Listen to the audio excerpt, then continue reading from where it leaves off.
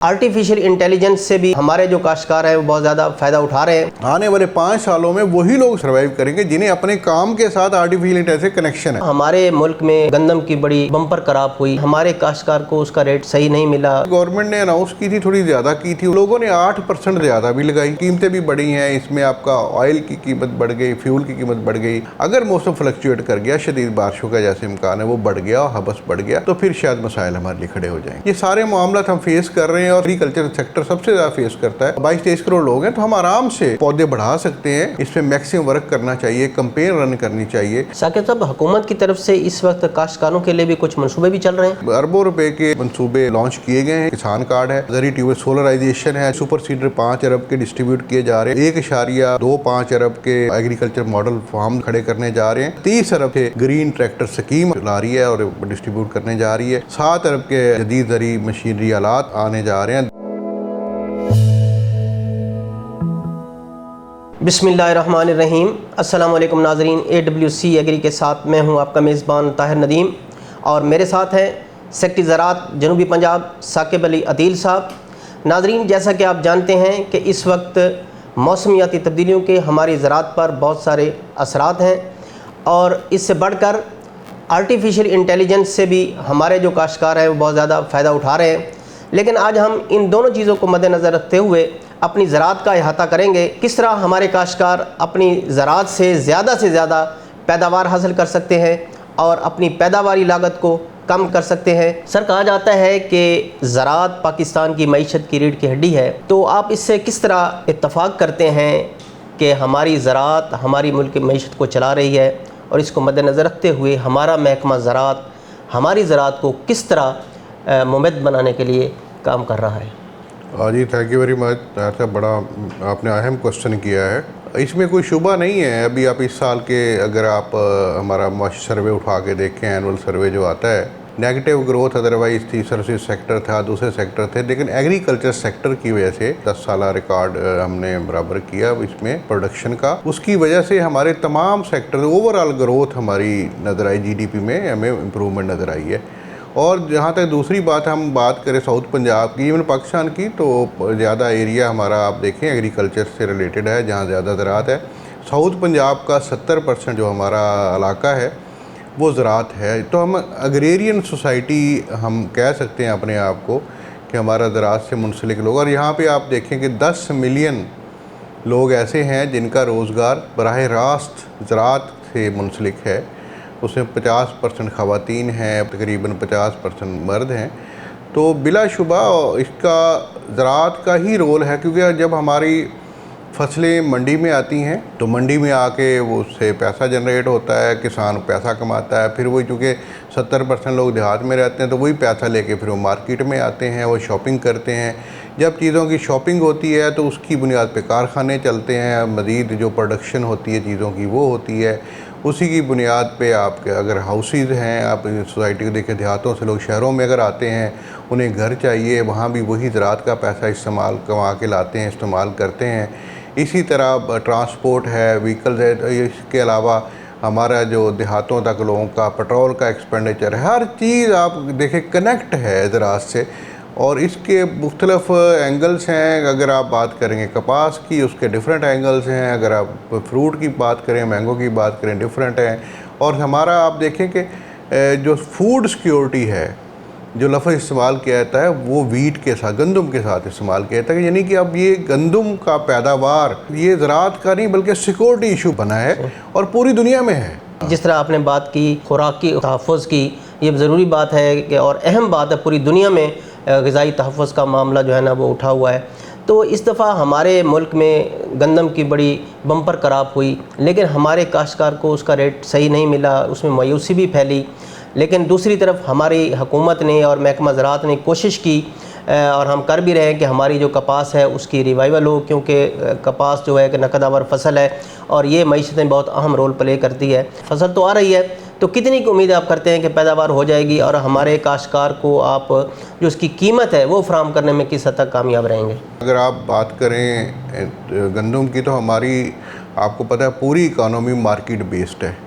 जो हम इसमें सब्सिडीज़ करते हैं या इसमें जो हम सपोर्ट प्राइसेस वगैरह गवर्नमेंट लाती है, उसका पूरी दुनिया में देखा गया है कि बहुत ज़्यादा इम्पैक्ट नहीं आता। कुछ आर्जी रिलीफ ज़रूर मिल जाता है इन चीज़ों से, लेकिन जिसे कहते हैं ना कि एक कंप्रीहेंसिव या कंक्लूसिव रिलीफ नहीं होता, क्योंकि मार्केट इकानमी आपकी चल रही है, मार्केट दुनिया पूरी दुनिया ग्लोबल विलेज बन गई है।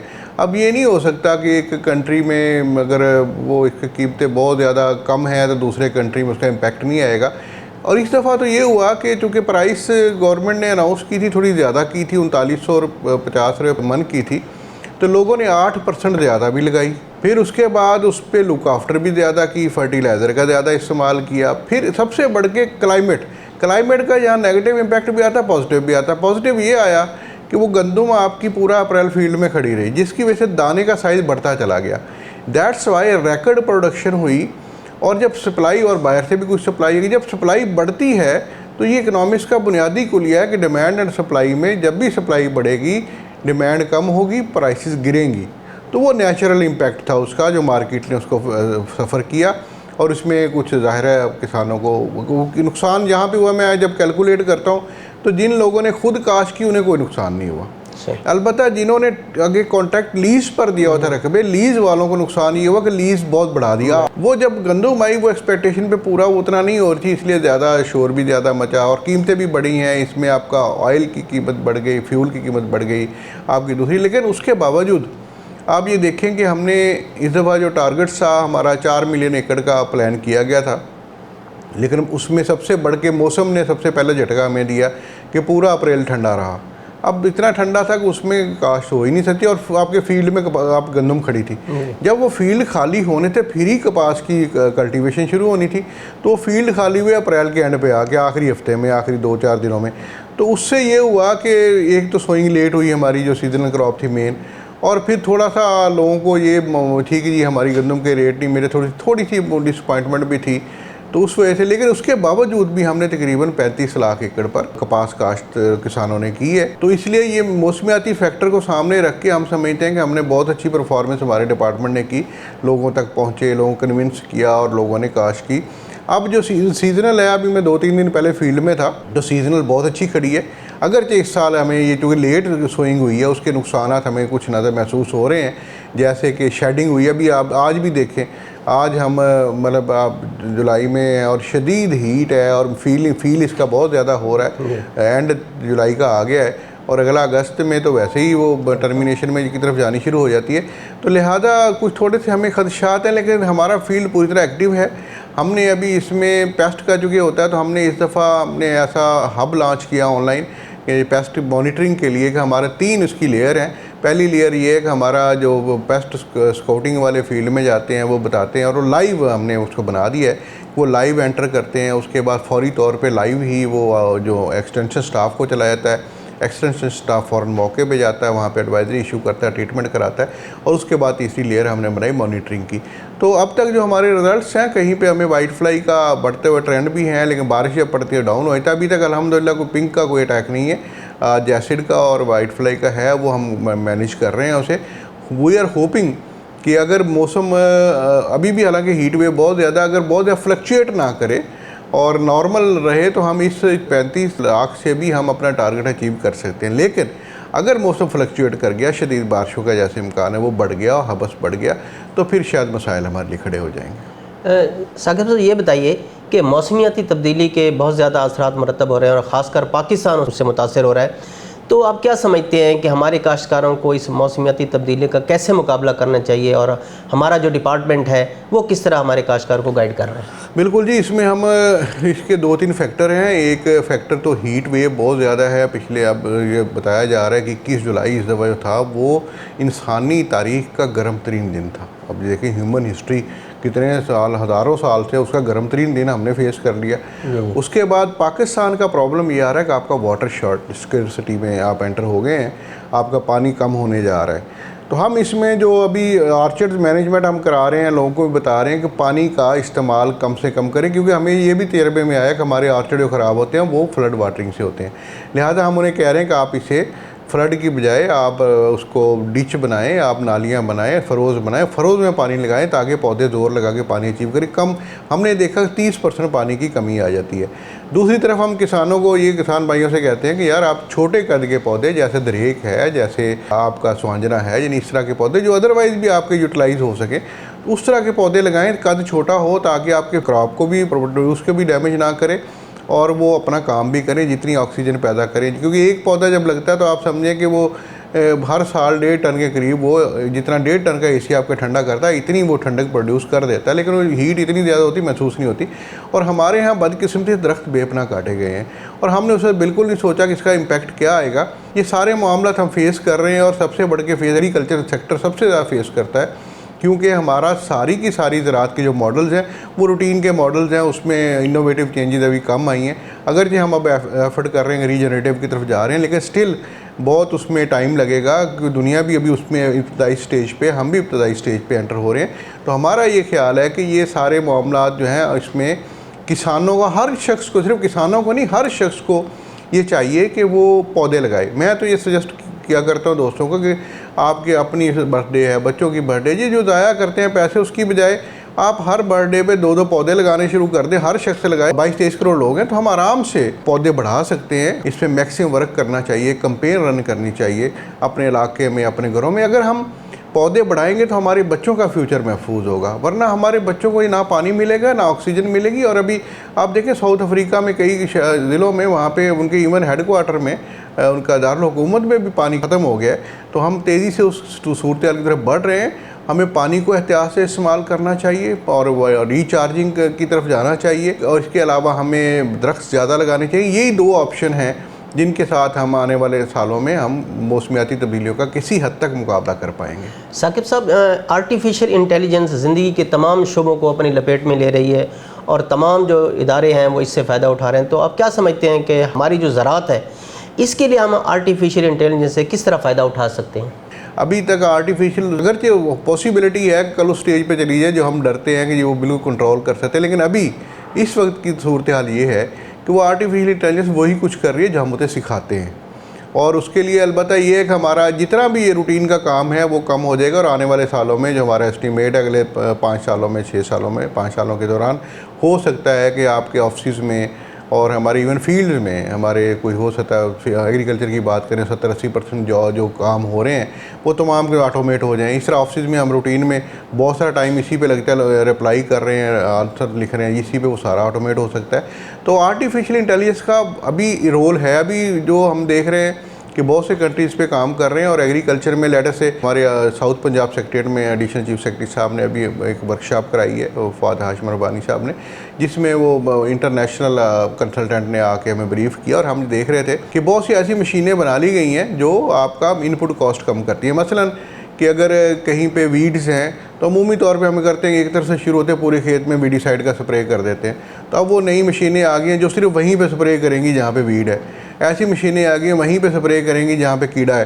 तो वो, और फिर इस तरह की मशीनें, पिकर हैं, फ्रूट पिक है, जैसे मैंगो है, अमूमी तौर पे हम हालात है सारा मैंगो गिरा देते हैं, ऐसी मशीनें आ गई सिर्फ पक्के फ्रूट को उतारेंगी, बाकी फ्रूट को ख़राब नहीं, और टाइमली उतारेंगी। वेबसाइट्स हमने अभी एक बनाई है, उस पर हमारा प्लान है कि हम आने वाले दिनों में आर्टिफिशियल इंटेलिजेंस इंप्लीमेंट करके लोगों के जवाब देने, उनको हेल्प करना आर्टिफिशियल इंटेलिजेंस कर सकते हैं। आर्टिफिशियल इंटेलिजेंस बहुत से काम कर सकती है, लेकिन हमें ये ध्यान में रखना चाहिए कि बहुत से काम नहीं भी कर सकती। आने वाले 5 सालों में वही लोग सर्वाइव करेंगे जिन्हें अपने काम के साथ आर्टिफिशियल इंटेलिजेंस से कनेक्शन है। अगर आप उसको कनेक्ट कर लेंगे तो अगले आप आने वाले सालों में भी कंटिन्यू करेंगे, वरना जैसे वक्त गुजरेगा जॉब्स कम होती चली जाएगी। साकिब साहब, हुकूमत की तरफ से इस वक्त काश्तकारों के लिए भी कुछ मंसूबे भी चल रहे हैं? तो उसके हवाले से अरबों रुपए के मंसूबे लॉन्च किए गए हैं। ये पहली दफ़ा इतने हैवी मंसूबे हम मतलब हुए हैं। और देखिए साउथ पंजाब में हमें जो प्रोजेक्ट्स मिले हैं, पहले रूटीन में 32-33% हमारा बजट इधर डेवलपमेंट में आता था। इस साल हमारा 35% बजट जो है वो एग्रीकल्चर में मतलब हमें मिला। अगर ये बाकी डिपार्टमेंट्स में कम है, लेकिन हमें एग्रीकल्चर में खासा बजट मिला है। 150 अरब के कर्जाजात कार्ड बन रहा है, कार्ड स्कीम किसान कार्ड है, उसके ज़रिए वो कर्ज़े लेंगे जो बिला सूद होंगे। इसके अलावा ज़री ट्यूबवेल सोलराइजेशन है, चूँकि बिजली बहुत महंगी होगी, इनपुट कॉस्ट बढ़ रही है, 9 अरब उसमें गवर्नमेंट खर्च करने जा रही है इस साल। 5 अरब के सुपर सीडर, आपको पता है कि हमारे लोगों में जनरल है कि वो राइस उगाया उसको आग लगा के करते हैं। आग लगाने का नुकसान बहुत होता है। एक तो आपकी ज़मीन की ज़रखेज़ी ख़त्म हो जाती है, माइक्रो ऑर्गेनिज़म जो है वो उनकी डेथ हो जाती है। तो इसलिए हम उसके शदीद ख़िलाफ़ भी हैं कि ज़राअत के लिहाज से भी ना किया जाए। और फिर उसका सबसे बड़ा स्मोक में इजाफा होता है। स्मोक से बीमारियाँ फैलती हैं, शोबे चशम होता है और कई अमराज हो जाते हैं। तो उसके लिए सुपर सीडर 5 अरब के डिस्ट्रीब्यूट किए जा रहे हैं। 1.25 अरब के एग्रीकल्चर मॉडल फार्म्स हम इस दफ़ा खड़े करने जा रहे हैं। इसके बाद 30 अरब से ग्रीन ट्रैक्टर स्कीम ला रही है और डिस्ट्रीब्यूट करने जा रही है। 7 अरब के जदीद ज़री मशीनरी आलात आने जा रहे हैं। 2 अरब से जो नए ग्रेजुएट्स हैं हमारे पास उनको जॉब नहीं मिलती, क्योंकि इसलिए नहीं मिलती उनके पास एक्सपीरियंस नहीं होता। हम उन्हें इंटर्नशिप के तौर पे लेंगे ताकि उनका एक्सपीरियंस हो, फर्स्ट हैंड इम्प्लीमेंटेशन हो, और जदीद टेक्नोलॉजी हम लाएंगे वो भी उनको सिखाएंगे ताकि जब यहाँ इंटर्नशिप से निकले उनके पास आता है, जब अपना कारोबार करना चाहें वो कर सकें या जॉब करना चाहें वो भी कर सकें, उन्हें आसानी होगी। इसके अलावा 1 अरब रुपया जो हमारे यहाँ, चूँकि मसला ये है कि सोया ये एडिबल ऑयल है वो 5 अरब डॉलर का हम इंपोर्ट करते हैं, उसको इंपोर्ट को कम करने के लिए 1 अरब रुपया इस अदाफे पे खर्च किया जाएगा ताकि ये देखा जाए बेहतरीन वैरायटियाँ क्या हैं, किस इलाके में कौन सी चीज़ हो सकती है, उन इलाकों में फोकस किया जाए। और ये 1.2 अरब के प्रोजेक्ट्स जो हैं वो हमारे सिट्रस के हवाले से, आपको पता है साउथ में बहुत सिट्रस लग रहा है और लेकिन बहुत सा कट भी रहा है क्योंकि प्रॉपर वैल्यू नहीं मिल रही। इट इज़ द प्लान और इंशाल्लाह हम इस पे काम कर रहे हैं और करने जा रहे हैं ताकि वैल्यू चेन के साथ, एडिशन के साथ हमारा किसान भी खुशहाल हो, हमारा मिडल मैन भी खुशहाल हो, हमारा वो आगे कारोबारी तबका भी, और आखिर में कंज्यूमर भी उसे सही चीज़ सही वैल्यू पे उसे वैल्यू फॉर मनी मिल सके। नाजरीन, आपने ज़राअत की बेहतरी के हवाले से सेक्रेटरी ज़राअत जनूबी पंजाब साकिब अली अतील साहब की बातें सुनी।